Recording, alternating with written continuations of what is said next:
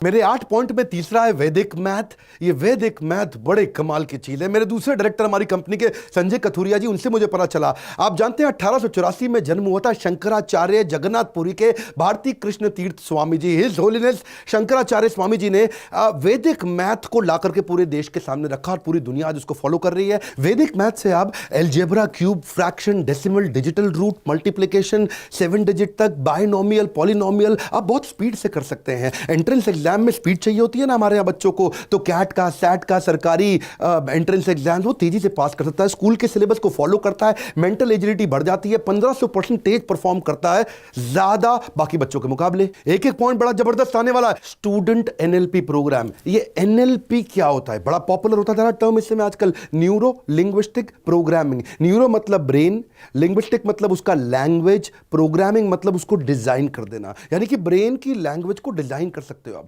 Brain की language को redesign कर सकते हो, आप रिक्रिएट कर सकते हो। अगर आपकी ब्रेन की लैंग्वेज जो आपको बताता है क्या करना, आपके जो पैटर्न्स होते हैं उसको अगर आपने रीडिजाइन कर लिया, गेम चेंज हो जाएगा। आप फ्यूचर विजुअलाइजेशन कर सकते हैं। याद है ना, मिल्खा सिंह रेस जीतने से पहले विजुअलाइज करता था कि वो रेस को कैसे ट्रैक पे भागेगा। वो फ्यूचर विजुअलाइजेशन उसको ट्रांस में कराना आना चाहिए। वो होता कैसे? वो अल्फा म्यूजिक पे होता है। अल्फा, अब इसकी टेक्निक्स होती हैं। आपको बच्चे को, आपने तो कराई नहीं, आपको तो आती नहीं है टेक्निक्स कि कैसे कमांड दिया जाए about desired outcome. Alpha music चलाओ, आराम से म्यूजिक चलता है, वहां पे उसको कमांड दिया जाता है कि कैसा उसका डिजायर्ड आउटकम हो। वो अपने फ्यूचर को विजुअलाइज कर सकता है, उसके बाद वो अपना विजन बोर्ड बना सकता है। Mental preparedness before physical preparedness, इसको क्या बोलते हैं? Mental preparation before physical preparation. उससे उसका फोबिया खत्म, वो हिडन कमांड के माध्यम से, और बच्चे की सारी बुरी आदतें खराब होती है, माता पिता से रिलेशन अच्छा होता है, और बच्चे की मेमोरी कंसंट्रेशन बढ़ने से स्टडी फोबिया खत्म। आपको एक के बाद एक जबरदस्त पॉइंट दे रहा हूं। पांचवा है मेमोरी साइंस। भूलना भूल जाओगे। अब मेमोरी बढ़ाने के कई तरीके। क्या आपने बच्चों की मेमोरी बढ़ाने पर काम किया? Linking and association method. कुछ चीजों को जोड़ो, कैसे आप बातों को जोड़ के याद करो। अब टेलीफोन का आविष्कार किसने किया? आपको याद नहीं होगा, हो सकता है आपको याद हो, पर आसान तरीका क्या है? टेलीफोन का आविष्कार, टेलीफोन थोड़ा लिंक करके स्टोरी बनाओ। बेल बज रही है, बेल बज रही है, टेलीफोन की बेल बज रही है, बेल बज के फोन गर्म हो गया, गरम बेल, फोन गर्म हो गया, ग्राहम बेल, गरम बेल, ग्राहम बेल। ओह, ग्राहम बेल ने किया था, अरे याद हो गया। आप जानते हैं आपको रेडियो का आविष्कार किसने किया? रेडियो बज ही नहीं रहा है जी, रेडियो को हिला, बज नहीं रहा है, हिला, अरे थोड़ा जोर से हिला, मार्कोनी, उसको जोर से रेडियो बज जाएगा। मार्कोनी क्या मतलब? मार्कोनी रेडियो चलेगा? मार्कोनी ने रेडियो का आविष्कार किया था, वो याद हो गया, मार्कोनी ने किया था। इसको क्या बोलते हैं? बेसिकली तरीके हैं ये, या एक्रोनिम बना लो, किसी चीज को जोड़ लो। याद है ना बॉड मास, बचपन में आपने सीखा था, है bracket of division, multiplication, addition, subtraction, BODMAS, acronym बना लो, याद हो जाएगा। विबग्योर, वो जो कलर्स थे, violet, indigo, blue, green, yellow, orange, red, ये क्या है? ये तरीके हैं, एक्रोनिम से भी आप कर सकते हो। या फिर आप ब्रेन जिम बनाओ बच्चों का। ब्रेन जिम में एक हाथ से स्क्वायर बनाना सिखाओ उसको और एक हाथ से सर्कल बनाना सिखाओ। ये दो एक साथ करने मेरे लिए भी मुश्किल हो रहे हैं जी, मैंने भी बचपन में नहीं किया था, आप करा लो अपने बच्चों को। ये बड़े, कहीं मैं आपको वीडियो से दिखा रहा हूं, साथ साथ आपको समझ में आए। मेमोरी बढ़ाने का एक बहुत बढ़िया तरीका बताऊं। मैं आपको अपना बोर्ड लाइन नंबर नहीं बताता, लेकिन एक स्टोरी के माध्यम से मेमोरी बिल्ड करने का एक जबरदस्त तरीका बताऊंगा आपको। देखिए, पहले एक छोटी सी स्टोरी सुनते हैं। मैं एक रेस्टोरेंट में गया, खाना खाने के लिए गया, वेजिटेरियन हूं, लेकिन उसने नॉनवेज खाना खिला दिया, मुर्गी सर्व कर दी मेरे को थोड़ा गुस्सा आया।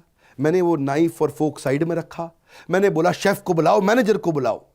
तो दरवाजा खुला तो उसमें से वेटर भी आया, शेफ भी आया, मैनेजर भी आया, जनरल मैनेजर भी आया। उसने आके माफी मांगी, बोला डॉक्टर बिंद्रा, हमारे यहाँ वेजिटेरियन खाना था ही नहीं, लेकिन उन्होंने अपने गार्डन से सारे फ्रेश फ्रूट तोड़े, वहां पेड़ों से, ट्री से तोड़ करके, उसके बाद मेरे को फ्रेश फ्रूट सैलेड खिलाया।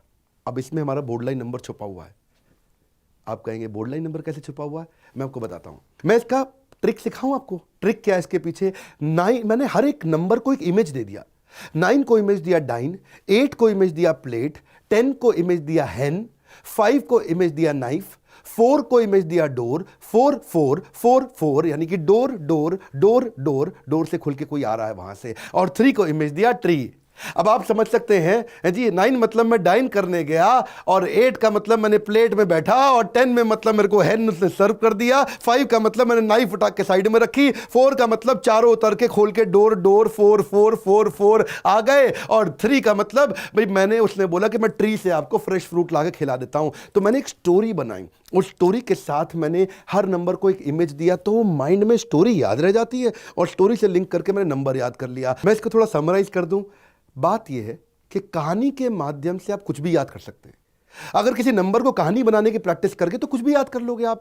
हाँ, जैसे आप किसी हर नंबर को कुछ इमेज दे दो आप, जैसे 1 को बोलो सन, 2 को बोलो शू, 3 को बोलो ट्री, 4 को बोलो डोर, 5 को बोलो नाइफ, 6 को बोलो विक्स, 7 को बोलो हेवन, 8 को बोलो प्लेट, 9 को बोलो डाइन, 10 को बोलो हैन। अब आप कुछ इसकी कहानी बना दो, और वो कहानी याद हो जाएगी, वो कहानी के साथ नंबर अपने आप आ जाएगा। जैसे आपको मैंने बोर्ड लाइन नंबर बताया, हमारे यहाँ पे ना कार्तिक चिदम्बरम नाम का लड़का 9 साल की उम्र में चेस में सुपर चैंपियन हो गया, 12 साल की उम्र में वो ग्रैंड स्लैम जीत गया। क्यों? क्योंकि वो सारी के सारे चेस के सारे मोहरों को आगे तक विजुलाइज करता है, इससे विजुलाइजेशन पावर बढ़ जाती है। बच्चों की ना ब्रेन फैकल्टी खोलनी है।